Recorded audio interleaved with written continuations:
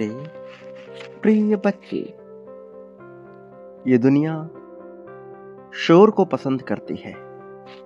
जीत का शोर, सफलता का शोर और कभी ताकत का शोर।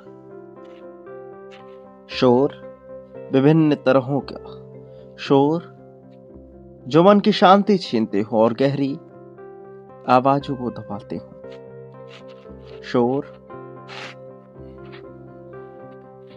जो पूरी दुनिया को यह बताने के लिए है कि अब तुम्हें प्राप्त हो गया है, लेकिन भीतर से खोखलापन। क्या तुम जानते हो, कुछ जीत ऐसी भी होती है जिन पर कोई ताली नहीं बजती, और फिर भी वो जीत मनुष्य को हमेशा के लिए बदल देती है। अब ऐसी ही एक जीत तुम्हें मिलने वाली है, एक ऐसी दिव्य भव्य सुंदर जीत जो किसी भी कल्पना से बिल्कुल अलग है, जो किसी तरह की महत्वाकांक्षा से बिल्कुल परे। आज मैं तुम्हें उसी जीत की कहानी सुनाने वाला हूं। मेरे प्रिय, एक ऐसी कहानी जो तुम्हारी है, जो किसी और रूप में परिष्कृत होकर आई, किंतु अब तुम्हारा भविष्य बनने को बेकरार है। इस कारण से तुम्हें इस संदेश को पूर्णतः अंत तक सुनना है। किसी भी परिस्थिति में तुम्हें इसे छोड़कर जाने की भूल नहीं करनी है। कहानी जो बदलती है मनुष्य को, कहानी जो खुद से खुद के लड़ने की है।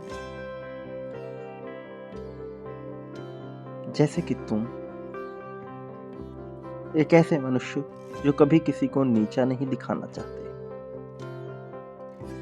उपहास करते हो, मजाक करते हो, लेकिन जहर घोले बिना अपनी बातें कहते हो, लेकिन बिना अहंकार के। फिर भी तुम्हारे भीतर से हर रात एक आवाज आती है कि कहीं मैंने ज्यादा तो नहीं कह दिया, कहीं किसी की कमजोरी छू तो नहीं की, कहीं मैं गलत तो नहीं हूं। तुम वास्तव में हार तो नहीं रहे, लेकिन जीत भी नहीं पा रहे, बस थक रहे हो। ये संसार तुम्हें बार बार यही सिखाता रहा कि क्या गलत है, क्या नहीं करना चाहिए, कैसे दूसरों को नाराज नहीं करना, कैसे तुम जिम्मेदार हो रहे बुरी परिस्थितियों के लिए। लेकिन इस संसार ने तुम्हें यह नहीं सिखाया कि खुद के साथ कैसे खड़ा होना है। वास्तव में गिल्ट और जिम्मेदारी के फर्क को नहीं बताया। ये नहीं बताया कि संसार का हर दर्द तुम्हारा नहीं होता। तुम बड़े होते गए, लेकिन तुम्हारे भीतर एक बच्चा रह गया जो हर किसी की भावनाओं का बोझ उठाता रहा। एक दिन तुमने मुझसे यह प्रश्न पूछा था कि मैं सबको खुश क्यों नहीं कर पा रहा, और पहली बार ये पूछा कि क्या मैं खुद के साथ भी ईमानदार हूं। और यहीं से तुम्हारी कहानी बदलनी प्रारंभ हो गई, क्योंकि जीत तब नहीं आती जब दुनिया तुम्हें मान ले। जीत तब आती है जब तुम खुद को छोड़ना बंद कर दो। ये फर्क है जो अभी समझ नहीं आएगा, किंतु धीरे धीरे सब बदलेगा। फरिश्ते नया अर्थ लेके आ रहे हैं। फरिश्ते जो किसी जादूगर की तरह नहीं लगते, जो सिर्फ गवाह की तरह लगते हैं। तुम जो अब सोओगे बिना गिल्ट के, बिना सफाई दिए,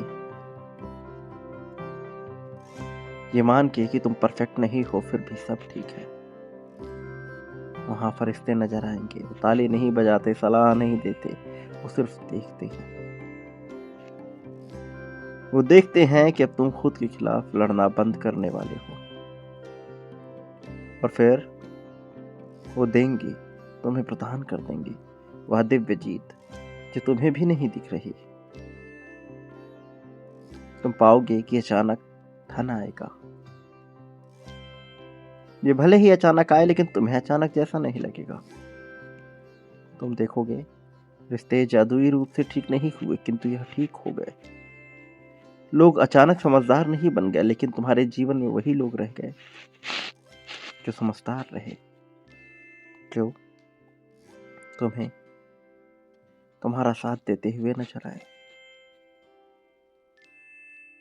अब जब तुम बोलोगे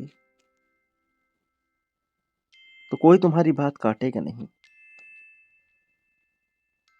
तुम पाओगे कि जब कोई दुखी होता है तुम सुनते हो, लेकिन खुद को उसके दुख का दोषी नहीं ठहराते।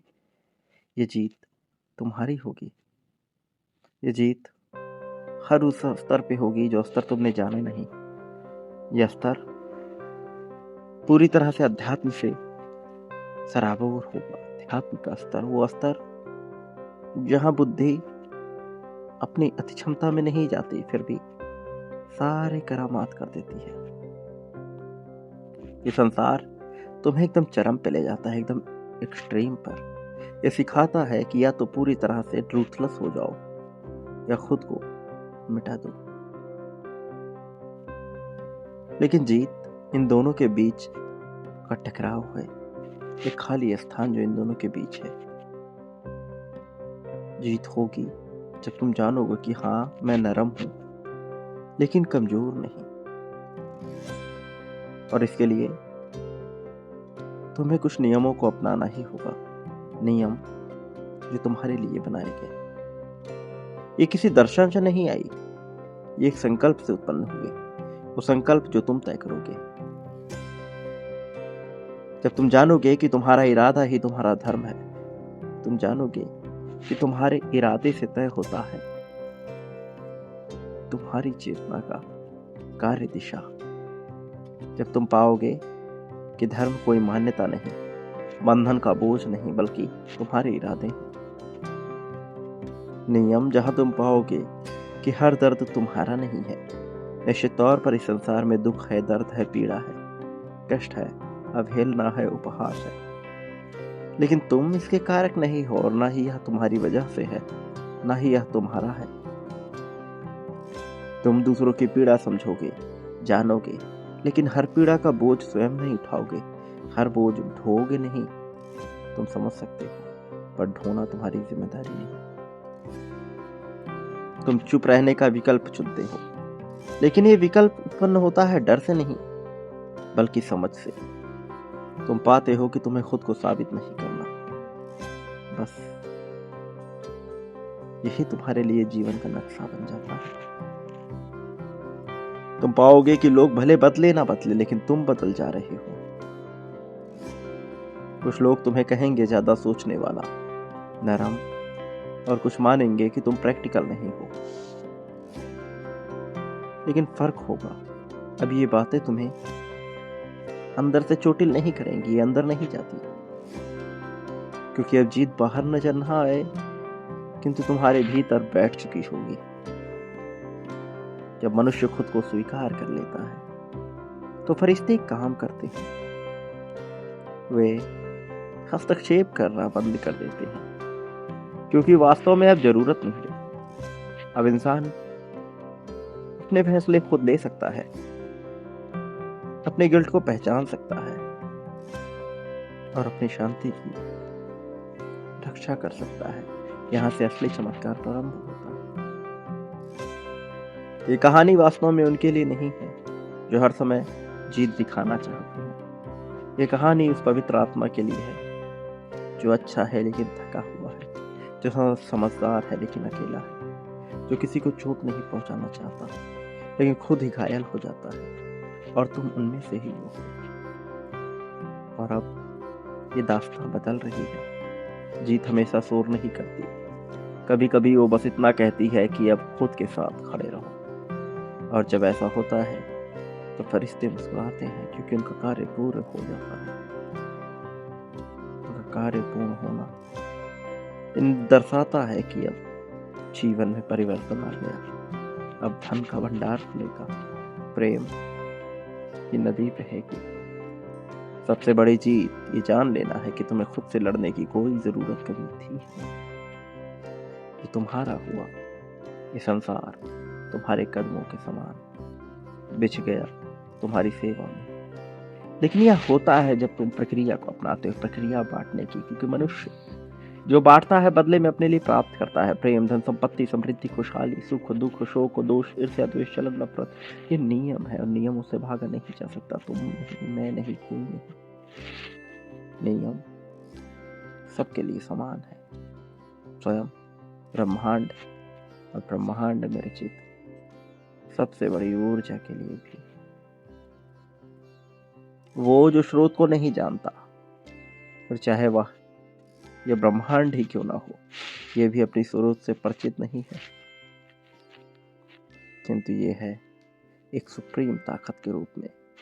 इसलिए तुम्हें नजर आ रहा, इसलिए ये तुम्हें दिखाई दे रहा, लेकिन ये नहीं है उच्चतम ऊर्जा, ये नहीं है सफूल, ये नहीं है वो जिससे तुम करते हो प्रार्थना। ये वो नहीं जो इस वाणी में मेरा रूप लेके झलक रहा है।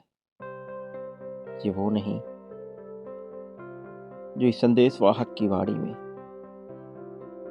मेरे माध्यम से उतरा।